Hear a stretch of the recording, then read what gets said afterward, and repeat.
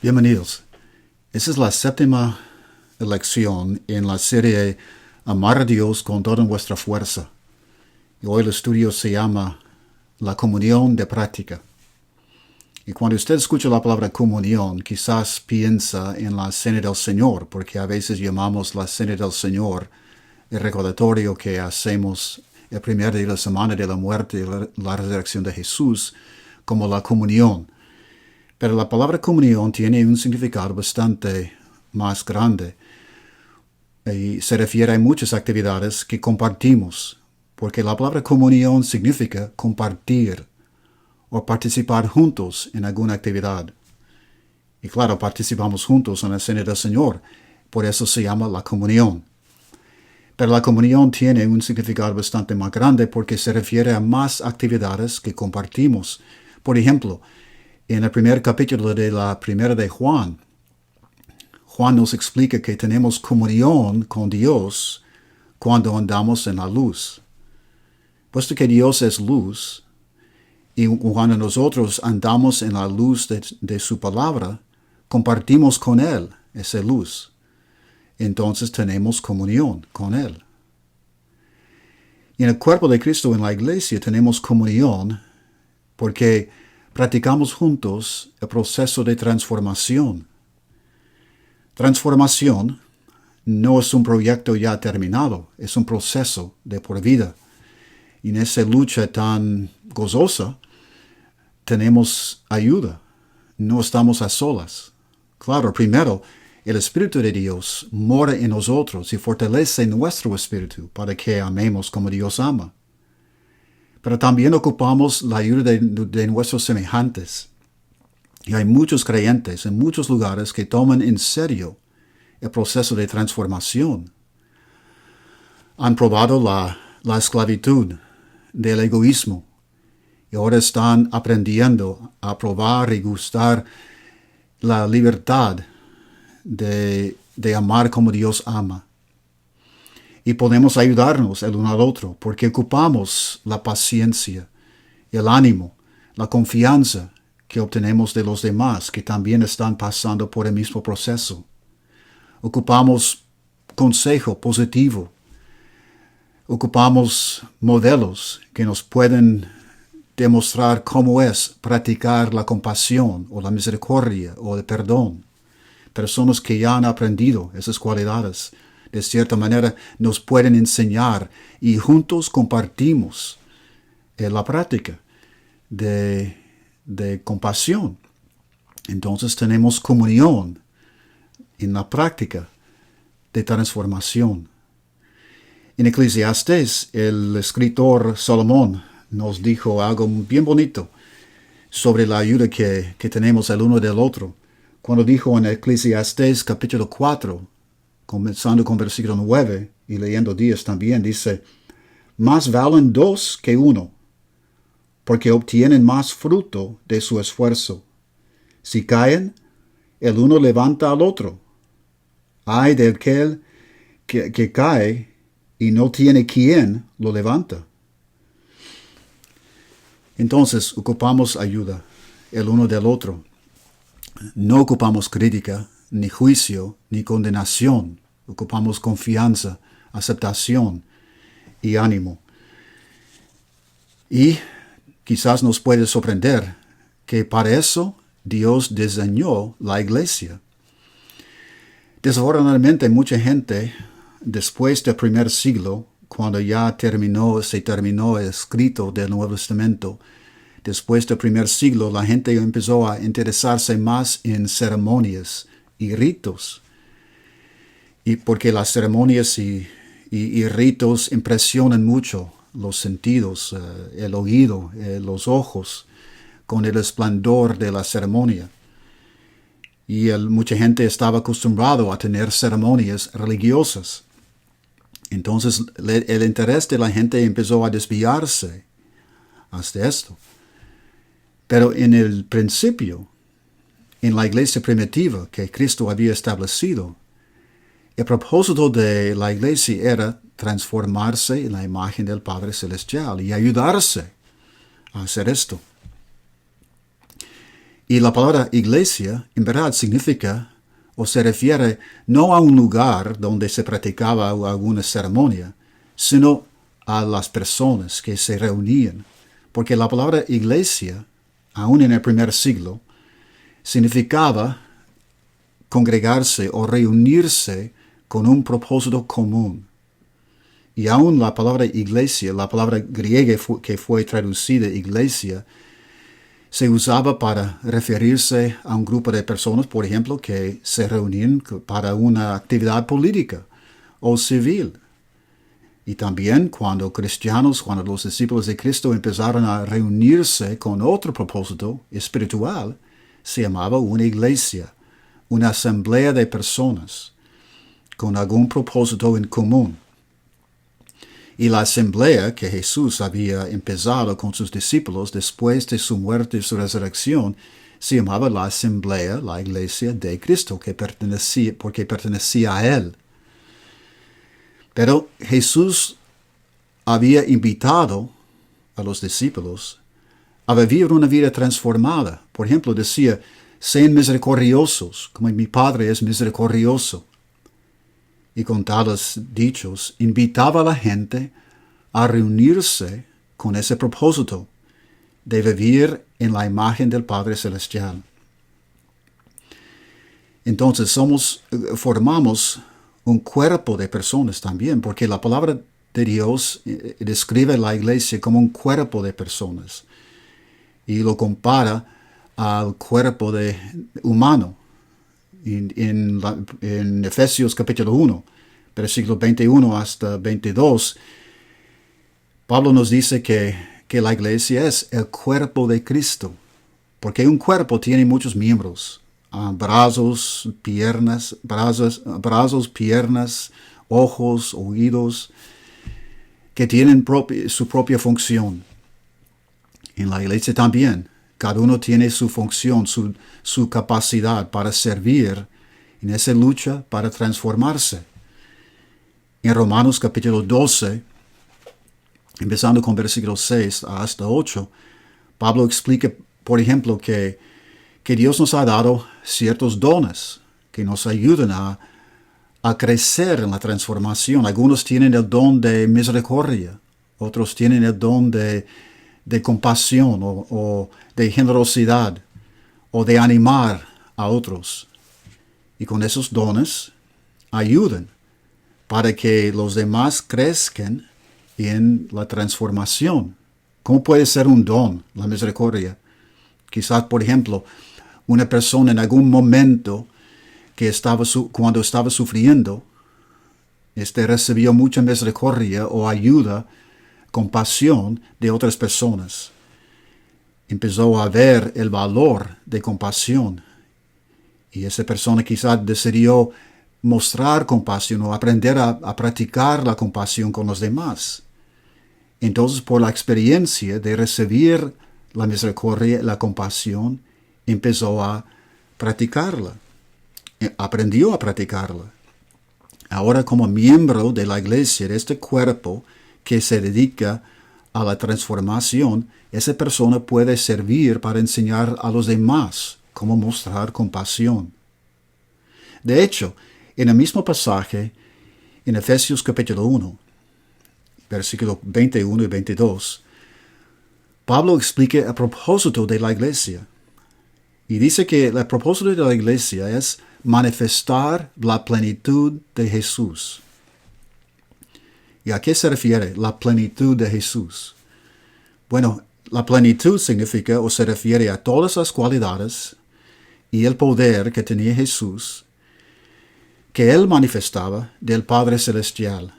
Vino como el Hijo de Dios para demostrarnos el amor, la compasión, la misericordia, la paciencia, la bondad del Padre Celestial. Y todas esas cualidades que Él llevaba del Padre componían la plenitud de Jesús. Ahora, como Jesús demostraba la plenitud del Padre Celestial, nosotros manifestamos la plenitud de Jesús.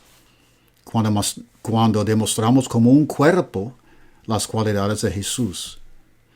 No es que debe haber solo individuos que tienen compasión, algunos que son muy capacitados para mostrar paciencia, sino que el cuerpo sí mismo tiene que crecer y transformarse como un cuerpo de personas para ser reconocido como un cuerpo que muestra paciencia o aceptación o perdón, para que las personas puedan venir a disfrutar esas cualidades y sentirse amado. Y cuando usted lee el Nuevo Testamento, va a ver en muchas páginas, en muchos lugares en el Nuevo Testamento, que los cristianos practicaban esa comunión de práctica. Por ejemplo, en la noche en que fue entregado Jesús, en Juan capítulo 13, en el momento que él lavó los pies de los apóstoles, también les dijo: este mandamiento nuevo les doy, que se amen los unos a los otros, así como yo los he amado. También ustedes deben amarse los unos a los otros. De este modo todos sabrán que son mis discípulos, si se aman los unos a los otros. También en Hechos capítulo 2 vemos de nuevo la comunión de práctica. Cuando nos dice en Hechos capítulo 2, unos 60 días después de la resurrección de Jesús, cuando los discípulos de Cristo ya empezaron a reunirse como iglesia, nos describe Lucas, el escritor de Hechos, la conducta de ellos en Hechos capítulo 2, comenzando con versículo 42. Dice: se mantenían firmes en la enseñanza de los apóstoles, en la comunión, en el partimiento del pan y en la oración. Y dice: todos los creyentes estaban juntos y tenían todo en común. Vendían sus propiedades y posesiones y compartían sus bienes entre sí según la necesidad de cada uno. No dejaban de reunirse en el templo ni un solo día. De casa en casa partían el pan y compartían la comida con alegría y generosidad, alabando a Dios y disfrutando de la estimación general del pueblo. Y cada día el Señor añadía al grupo los que iban siendo salvos. Mire, tan bonita la comunión, que abarcaba todo lo que hacían. También en Filipenses capítulo 2, los versículos 3 a 5, nos escribe Pablo también otros detalles de la transformación de la comunión de práctica entre ellos. Él quería animar que se trataban con humildad. Escuchen lo que dijo: no hagan nada por egoísmo o vanidad. Más bien con humildad consideren los demás como superiores a ustedes mismos. Cada uno debe velar no solo por sus propios intereses, sino también por los intereses de los demás. La actividad de ustedes debe ser como la de Cristo Jesús, la mentalidad de humildad. Y un pasaje más vamos a leer en la primera de Juan, capítulo 3, versículo 16 hasta 18. También otro pasaje que nos describe la comunión de práctica. Dice: en esto conocemos que lo que es el amor, en que Jesús entregó su vida por nosotros. Así también nosotros debemos entregar la vida por nuestros hermanos. Si alguien que posee bienes materiales ve que su hermano está pasando necesidad y no tiene compasión de él, ¿cómo se puede decir que el amor de Dios habita en él? Queridos hermanos, no amemos de palabra ni de labios para afuera, sino con hechos y de verdad.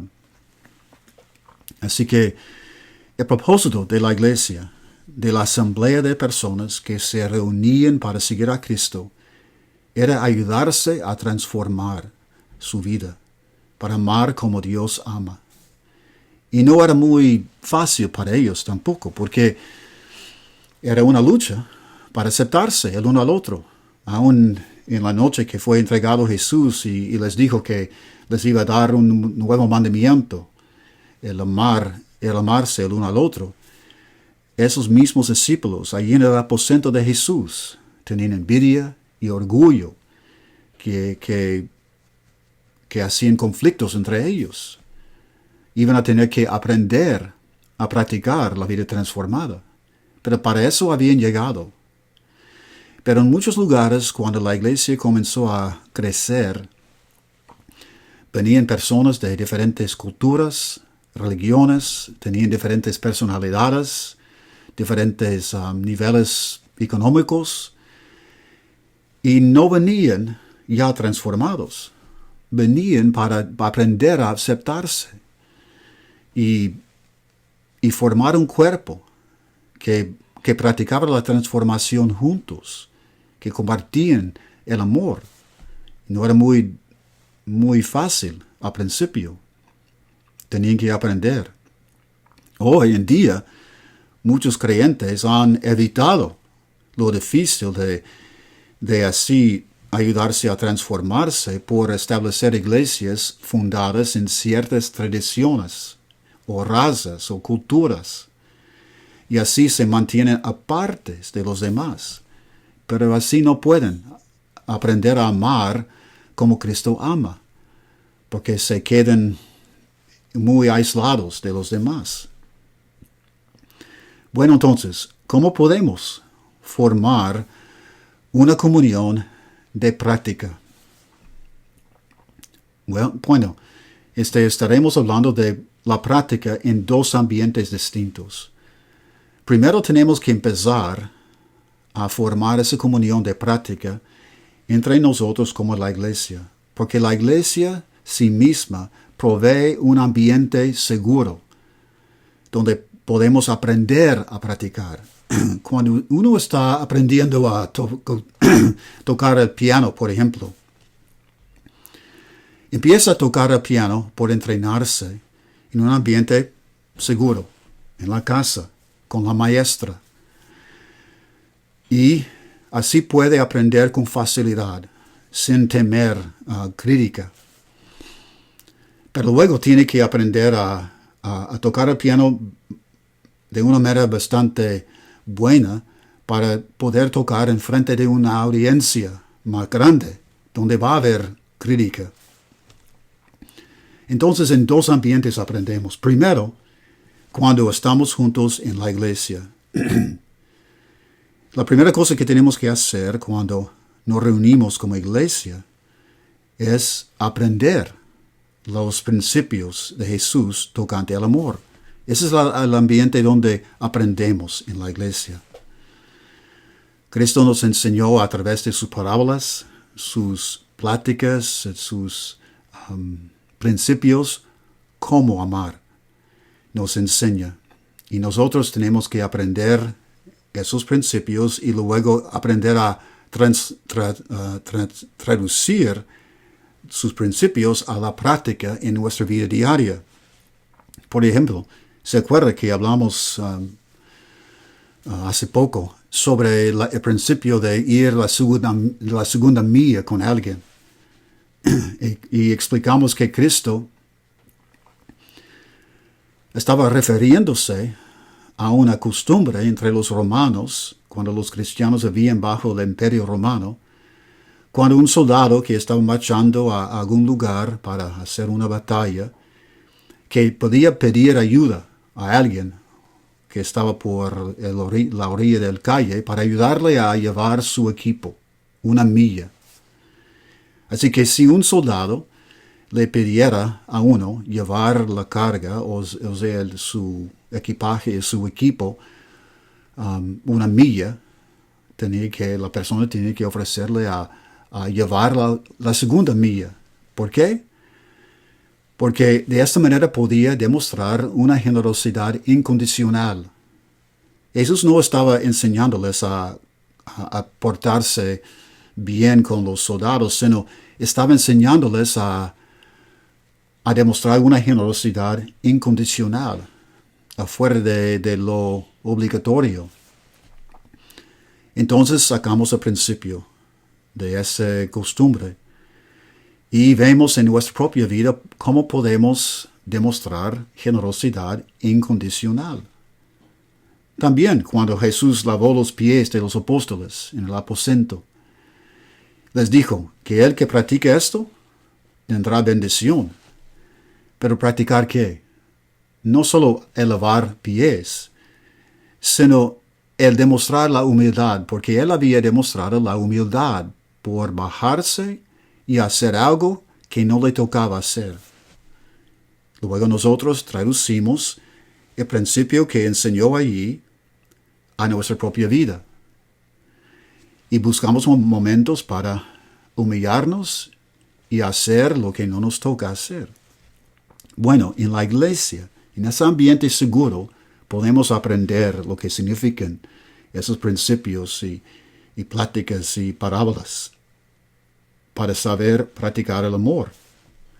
Nos enseñamos el uno al otro.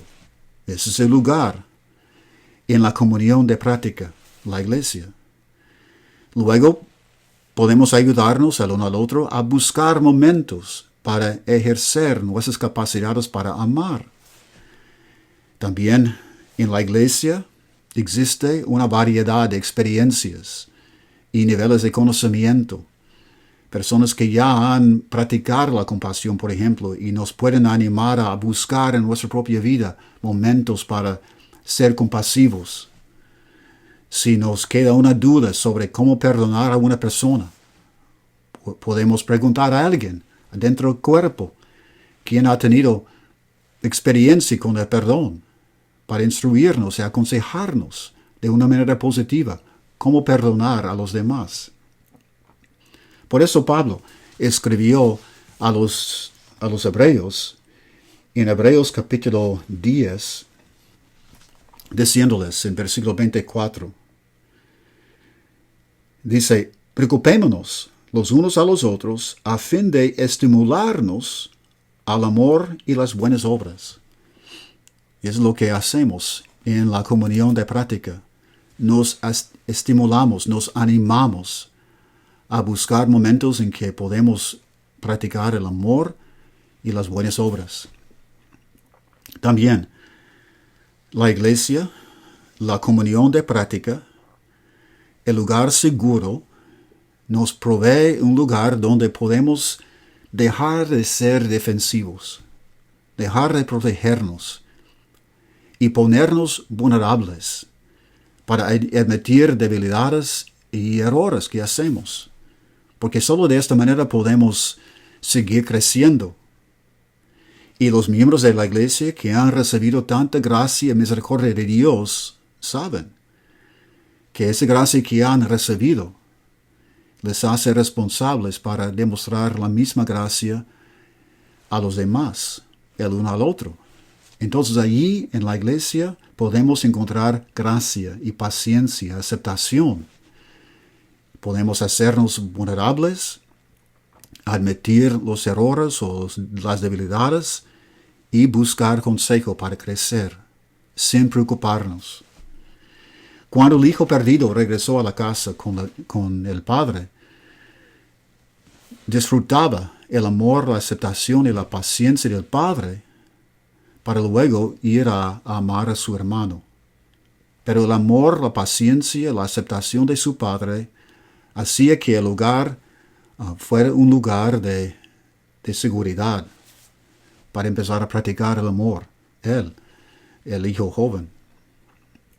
También la iglesia, como la comunión de práctica, debe proveer un ambiente donde las personas pueden recuperarse. Y cuando hablo de recuperación, estoy hablando de la recuperación, por ejemplo, emocional. Hay personas que han sufrido mucho. Cosas ofensivas, abuso, tragedias, traumas. Y cuando vienen a la iglesia, pueden encontrar allí un grupo de personas que pueden escuchar, que pueden validar o entender sus emociones y luego ayudarles a reemplazar las emociones destructivas con emociones positivas.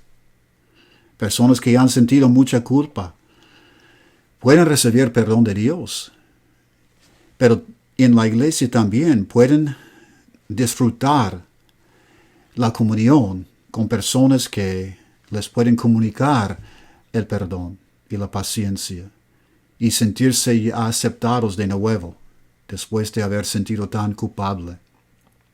Es un lugar donde se puede encontrar recuperación. ¿Por qué? Porque una persona debe recuperarse de esas emociones negativas antes de que pueda amar a los demás. Entonces nos da el ánimo y la confianza para poder amar. Y también en la iglesia, para hacer todo esto, proveer un ambiente de seguridad, ayudarnos el uno al otro, recuperar y entrenarnos, enseñarnos, tenemos que reunirnos. Y no podemos disfrutar una comunión de práctica por solo reunirnos 1 hora a la semana. Tenemos que pasar tiempo juntos para conocernos y saber cómo podemos ayudarnos en ese gran meta de transformación. Entonces, primero, la comunión de práctica nos provee un ambiente donde podemos crecer. Entonces allí aprendemos en ese ambiente a amar. Aprendemos a amarnos al uno al otro. Pero allí es un poco más fácil porque allí nos encontramos con personas que nos van a amar. Pero luego tenemos que salir al otro ambiente, afuera, en el mundo, para practicar el amor en un ambiente donde no es tan fácil. Es semejante a la persona que está practicando el piano. Primero practica allí en el hogar con la maestra, donde sea más fácil, más fácil para hacer equivocaciones y errores y recibir el consejo que ocupa. Pero luego por fin tiene que ir a tocar en frente de personas, una audiencia que puede criticar o que puede buscar alguna equivocación. Y la práctica que ha recibido en un ambiente seguro le da el ánimo, la experiencia y el conocimiento para ir con la audiencia y tocar. Lo mismo pasa con la iglesia. Cuando experimentamos en ese ambiente seguro el amor de los demás y aprendemos a amar, podemos salir y amar en un ambiente que no es tan fácil. Donde puede haber personas que no nos aman. Y también tenemos que manifestar la plenitud de Jesús. Haciendo esto, la gente puede conocer a Jesús y conocer la vida transformada. Y mire, nosotros no estamos invitando solo a la gente a venir a ser amados en un grupo de personas que los van a amar, sino estamos invitando a la gente a que vengan a aprender con nosotros, amar a Dios y amar como Dios nos ama. Lo que queremos decir es que nuestra relación primordial es con nuestro Padre Celestial. Sí, tenemos ese ambiente tan seguro en la comunión de práctica en la iglesia, pero tiene un propósito para enseñarnos a amar como Dios ama. Y cuando nosotros salimos y amamos como Dios nos ama, incondicionalmente, con personas que no nos aman, cuando sea más difícil, estamos amando a Dios con toda nuestra fuerza. Así que la comunión de práctica nos fortalece, nos anima, nos enseña a amar a Dios con toda nuestra fuerza, por amar como Él ama. Así que Dios diseñó la iglesia con ese propósito. Es la comunión de práctica y nos fortalece para ir y amar a Dios con toda nuestra fuerza. Que Dios les bendiga.